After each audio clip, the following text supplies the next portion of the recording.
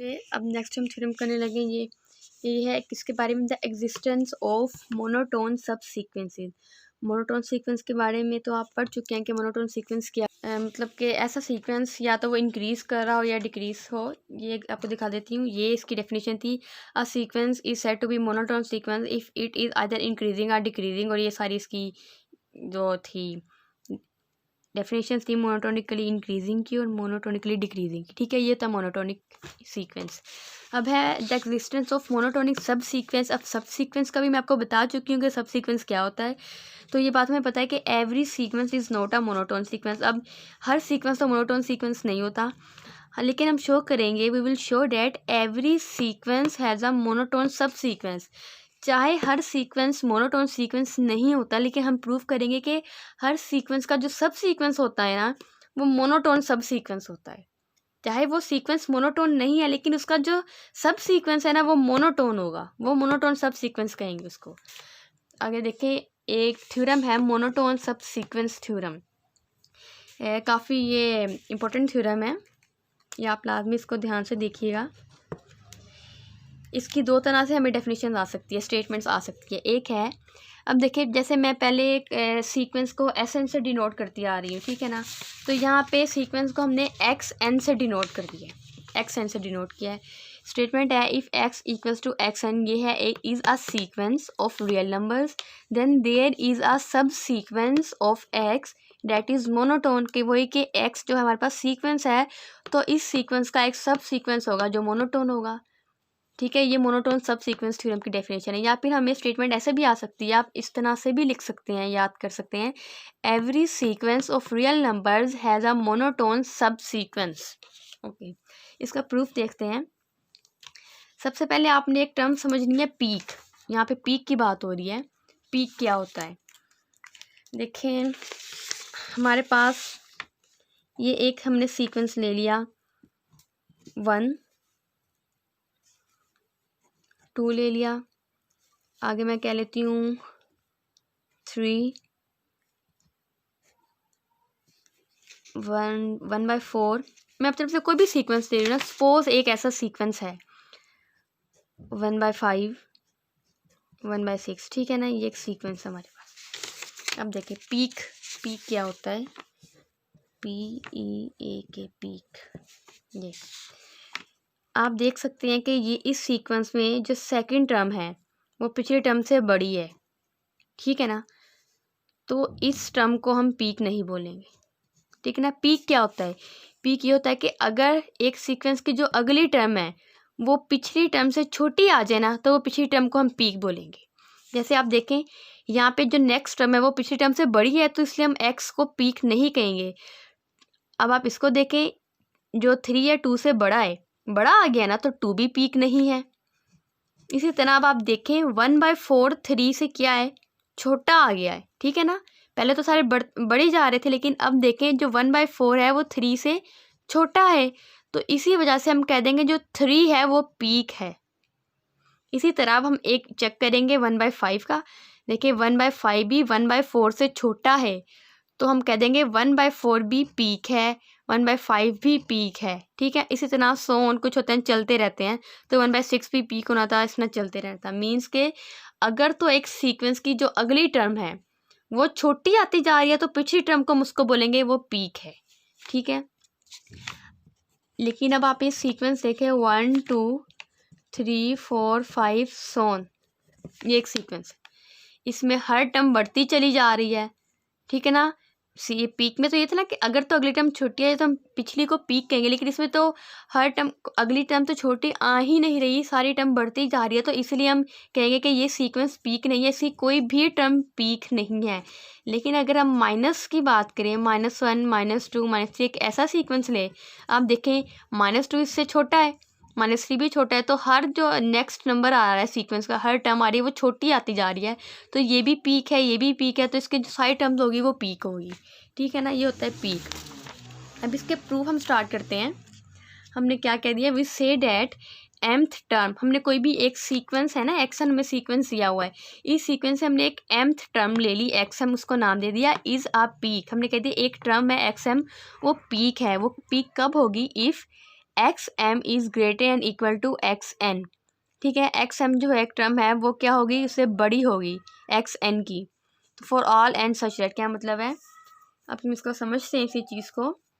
ये वही एक इम्पोर्टेंट पॉइंट है, इसको थ्योरम में लिखने की ज़रूरत नहीं है, ये मैं सिर्फ आपको इम्पोर्टेंट पॉइंट के तौर पे इसे मैंने यहाँ पे लिख दिया स्ट्रा बना के। इसका मतलब है वही बात जो मैं आपको अभी बता चुकी हूँ, every term in a decreasing sequence is a peak. तो हम कह सकते हैं कि कोई भी डिक्रीजिंग सीक्वेंस है, उसकी हर टर्म क्योंकि छोटी होती जा रही है तो हम कहेंगे कि उसकी जो हर टर्म है वो पीक है। लेकिन अगर हम इंक्रीजिंग सीक्वेंस की बात करें तो उसमें कोई भी टर्म जो है वो पीक नहीं है। अब हमने इसके दो केसेस ले लेने हैं मोनोटोन सब सीक्वेंस थ्योरम के। एक केस हमने क्या लिया, x has infinitely many peaks.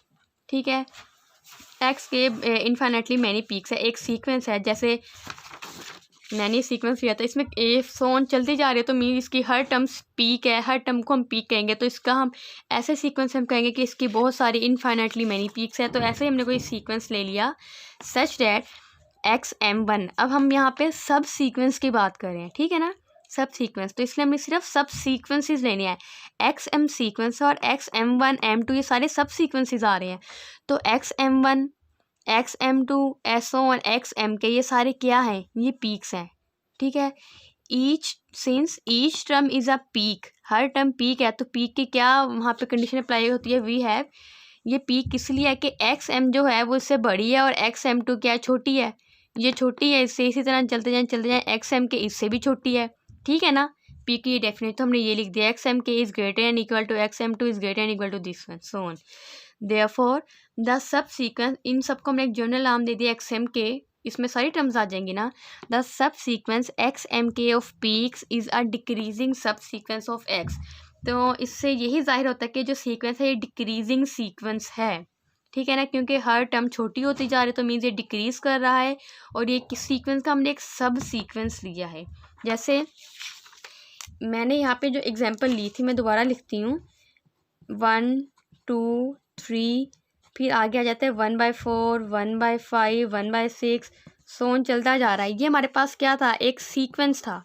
ठीक है ना, अब हमने एक एक्स एम इसमें से क्या ले लिया, सब सीक्वेंस लिया हमने, और वो क्या लिया, हमने ले लिया एक सब सीक्वेंस, ये होता है ना, इसमें से कोई भी एक ले लेते हैं हम सीक्वेंस, 1/4 1/5 1/6 सोन, तो ये इसका सब सीक्वेंस हो गया ना। तो आप सपोज करें कि ऐसे एक सीक्वेंस की बात हो रही है, ये सीक्वेंस था, इसमें से हमने एक सब सीक्वेंस लिया और ये सब सीक्वेंस क्या है, डिक्रीजिंग सीक्वेंस है, इसकी हर टर्म क्या है, पीक है। तो ये वही बात की है, और ये क्या है, डिक्रीजिंग सीक्वेंस भी है, ये सेम लिख दिया, the subsequence of peaks is a decreasing sequence of x. ये वही बात ले, एक केस ये है कि इसमें एक इनफाइनाइटली मैनी पीक्स आ जाएं और उसमें, और वो कैसा हमने लेना है कि उसमें जो हर टर्म है वो पीक है, मींस कि हर टर्म जो है वो छोटी होती जा रही है, वो डिक्रीजिंग सीक्वेंस हो जाएगा। अब एक केस वो हो गया और एक केस किया है कि x has finite number of peaks, उसमें तो हमने इनफाइनाइट ले लिया, चलता जा रहा था, इसमें हम ले लिया फाइनाइट नंबर ऑफ पीक्स। अब हमने क्या किया, लेट दीज पीक्स भी, हमने दोबारा से सपोज कर लिया वो पीक्स कौन से हैं, x m one x m two so on x m की। ठीक है, अब हमने एक नंबर ले लिया S1, हमने सपोज किया कि हमने इन सबको एक S1 डिजिट का नाम दे दिया, इन सारी पीक्स को, किसको, MR+1।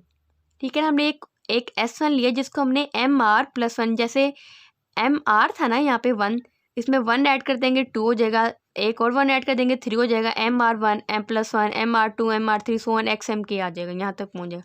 तो इसको हमने एक नया नाम दे दिया S1 का, बी द फर्स्ट इंडेक्स, ये फर्स्ट टर्म हो गई।